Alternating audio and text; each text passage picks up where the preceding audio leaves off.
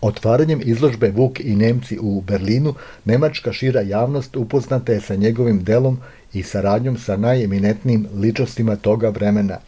Autor izložbe, profesor književnosti na Filološkom fakultetu u Beogradu, dr. Mina Đurić, Vukov rad i putešestvija dočarala je i prethodnim izložbama u Minhenu, Hamburgu, Jeni i Haleu, gde je on svojevremeno takođe boravio, šireći znanja o srpskoj kulturi i predanjima.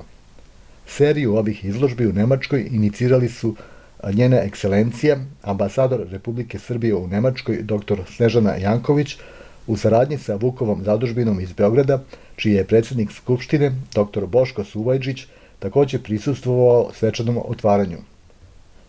U monumentalnom zdanju Državne biblioteke u Berlinu, na obodu ultramodernog Podzemlja placa, prisutnima su održana i predavanja o Vuku Karadžiću na srpskom i nemačkom jeziku. Kad sutradan dođem, Gete me dočeka nasred sobe i pošto posle mnoge komplimenata posadimo na kanape na kome je stajalo Grimovo pismo, razvito i prevod Diobe Jakšića i jedna otvorena sveza novina, onda mi Gete, pruživši ruku na svezu novina, reče: "Vidite da nijeste vi danas prvi put u mojoj sobi, vi ste već odavno ovdje kod mene." Kad ja bacim oči na novine, a to recenzija moje prve srpske gramatike. Sami mislite kakav je to trijumf za mene bio. Die Autoren dieser Ausstellung sind wie folgt. Hauptredaktor Boško Suvajđić, Autoren Miodrag Maticki, Boško Suvajđić, Branka Zlatković, Mina Đurić. Kunstredaktor und Design Milijana Simonović. Ovo je peta izložba na temu Vuka Karadžića u Nemačkoj. Po čemu se razlikuje od dosadašnjih izložbi? Razlikuje se prvo po tome što se po prvi put održava u Berlinu, u prestonici, u gradu u kome imamo jako mnogo naših nemačkih saradnika, ne samo akademske zajednice sa pojedinih univerziteta gde smo već do sada organizovali ili predstavnika srpske zajednice, već i ovde su bili večeras i predstavnici službe kancelara, Ministarstva inostranih poslova, Ministarstva privrede i drugih institucija sa kojima Srbija sarađuje i koji su prvi put imali prilike da čuju nešto više o vezama između Srbije i Nemačke pre 2 veka. Kakav su efekat ostvarile ove dosadašnje izložbe? Da pomenemo gde su bili u Jeni, u Haleu? Da, najpre u Državnoj biblioteci Bavarske u julu prošle godine, zatim na Univerzitetu u Hamburgu, na Univerzitetu u Jeni, na Univerzitetu u Haleu su do sada prikazane.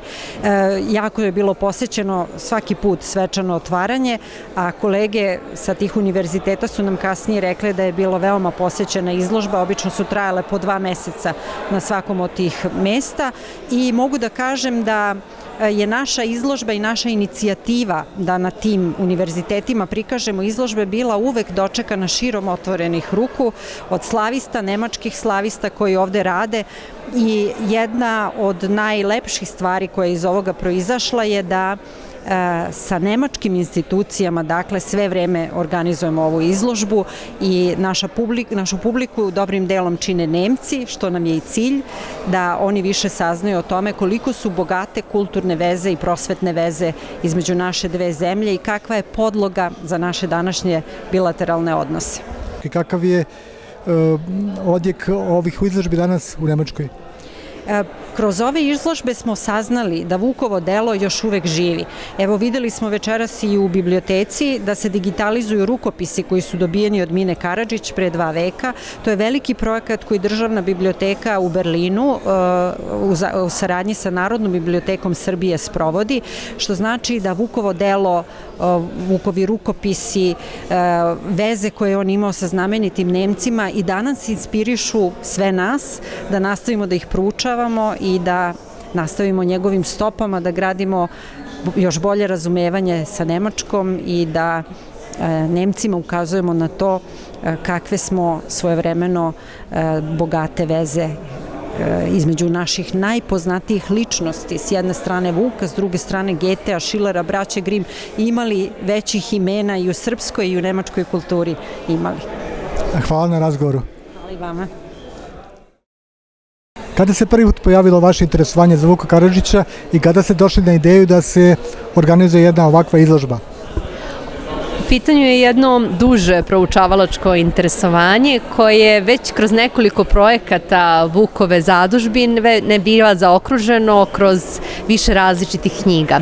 U pitanju je projekat Srpska usmena narodna baština, knjige koje su objavljene na nemačkom, engleskom, francuskom, ruskom jeziku, koje predstavljaju izvode iz Vukovih dela, zatim recepcije Vukovih dela na nemačkom govornom području koje su pisali germanski slavisti i takođe svi oni koji su se u Srbiji bavili takvom vrstom pogleda, a onda je tu bilo i jedno uredničko delovanje u vezi sa priređivanjem između ostalog i spomenara Mine Karadžić sa prevodima na ruski i na nemački jezik, tako da je to bio sledeći projekat, a potom, dakle, i ova izložba Vuk Karadžić i Nemci, Vuk i Nemci, trojezična izložba na srpskom, nemačkom i engleskom jeziku, koja uz prigodne likovne priloge, evo, tokom ove godine i prošle putuje kroz Nemačku, kroz više različitih univerzitetskih gradova,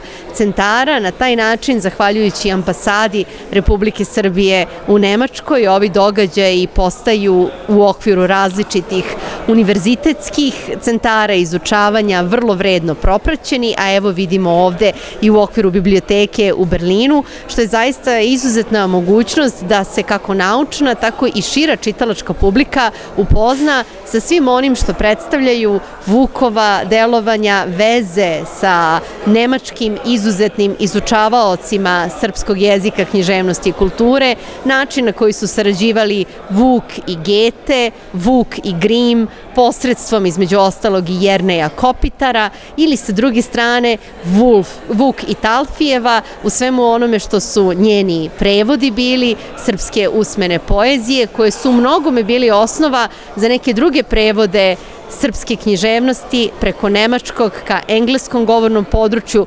francuskom govornom području i što predstavlja zapravo sve ono kako je nemačko kulturno posredništvo bilo blago za otvaranje srpske književnosti ka Evropi i ka svetu.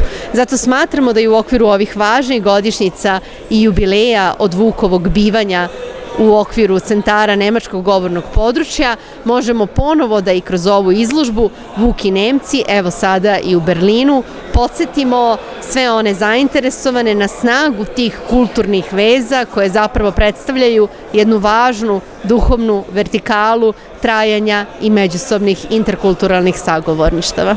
A to su sveobuhvatne izložbe u 5 gradova, koliko se one među sobom razlikuju? Dakle, to je u pitanju bila jedna izložba, Vuk i Nemci, koja je putovala kroz ove različite gradove. Na taj način ona predstavlja sleđenje Vukovih stopa u nekom smislu reči. Dakle, Vuk od svega onoga što predstavlja njegovo putovanje i rad od Beča, Vajmara, Lajpciga, Halea, Jene, sve do Kila, zapravo u mnogome saobražava čitavo to nemačko govorno područje kao jednu celinu. Samim tim i ova izložba putujući sada u ovom savremenom trenutku nastoji zapravo da obuhvati različite gradove, kulturna poslaništva i na taj način da otvori kroz recipijentske razgovore i dijaloge Vukovo delo, tako da planiramo u sve ove gradove u kojima je do sada bila da ovu izložbu i dalje nastavimo kroz nemačko govorno područje da promovišemo. Pratimo je različitim predavanjima. Evo danas smo imali upravo ovde u svečano otvaranje izložbe u Berlinu i predavanje koje je pratilo te interkulturalne susrete u prevodu između Vuka i nemačkog govornog područja i kako to vekovima ide kroz brojne dijaloge do sasvim sadašnjeg trenutka. Für uns ist das ein wunderschönes Event, weil wir ja zeigen können, wie Vuk, wie wir ihn jetzt hier alle heute nennen, die Verbindung zwischen seiner Heimat Serbien, dem Liedgut insbesondere, aber auch den vielen anderen Ideen und Mitbringseln, die er hatte, nach Deutschland getragen hat, zum Beispiel zu Goethe. Er hat die Brüder Grimm besucht und das sind Geistesgrößen, die in der Staatsbibliothek ihr ganz besonderes Zuhause haben. Und insofern hat er jetzt die Brücke geschlagen zu Deutschland und umgekehrt dann auch mit den Sprachwissenschaftlern Grimm und anderen kommuniziert, gesprochen, sich ausgetauscht, mit Goethe Gespräche geführt. 8 Tage war er in Weimar und wir sehen damit eine Verbindung, eine kulturelle Verbindung, die uns jetzt hier und heute wieder zusammenbringt. Und das ist einfach ein sehr schönes Ereignis und ganz und gar auf der Linie der Staatsbibliothek, die eine international, global sammelnde Bibliothek ist mit ungefähr 4 Millionen Bänden aus Osteuropa, eine der größten Sammlungen. Wie viel sind Werke von Vuk Karadžić bekannt in Deutschland und wie viel ist präsent in deutschen Bibliotheken? Also wie viele Werke direkt von Vuk Karadžić kann ich Ihnen gar nicht genau sagen. Ich weiß nur, dass wir eine der größten Sammlungen aus Osteuropa insgesamt haben und die in Deutschland und demzufolge auch an serbischer Literatur in Deutschland. Wir betreuen ein speziell von der Deutschen Forschungsgemeinschaft gefördertes Projekt für Fachinformationsdienste für die Wissenschaft im Bereich der Slawistik und sammeln dort ganz besonders schöne Literatur aus Serbien in deutscher Übersetzung und auch Sekundärliteratur zur serbischen Sprache und Literatur. Und das ist auch die Brücke, die wir zu Karadžić haben, weil alle Werke, die zu Karadžić in Serbien erscheinen, auch von uns erworben werden. Und wir werden sie hier unseren Nutzern präsentieren können.